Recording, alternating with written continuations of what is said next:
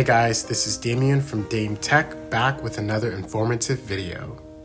In this video, I just wanted to quickly inform all of my S21 users that it is not too late to return and replace your device if it is getting way too hot for normal tasks.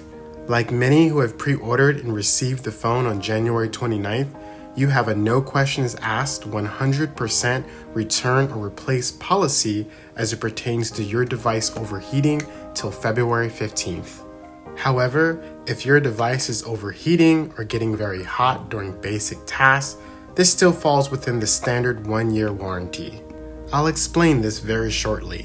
Now what you see in my hands is a new S21 Ultra replacement. Samsung's support team is amazing and informative. Thus, I want to share the things I've learned from their support team.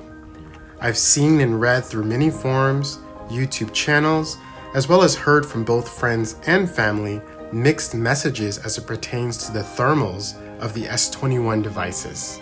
I've learned that if your device is getting hot, particularly over 35 Celsius, when doing simple tasks like checking emails, browsing the internet, texting, and/or other generic basic tasks, then this is not okay. Samsung has let me know that devices should not be getting this hot when doing these particular tasks. And if your device is doing this, then this falls within warranty and you getting a free replacement.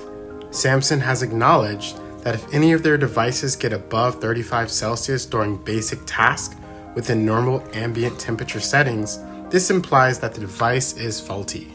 Why am I saying this? I've seen many people just accept that their S21 or even iPhone 12 device gets hot during basic tasks without considering their device being defective.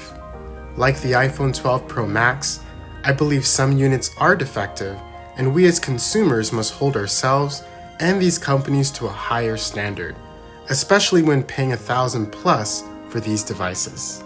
All in all, I had a great customer service experience with Samsung.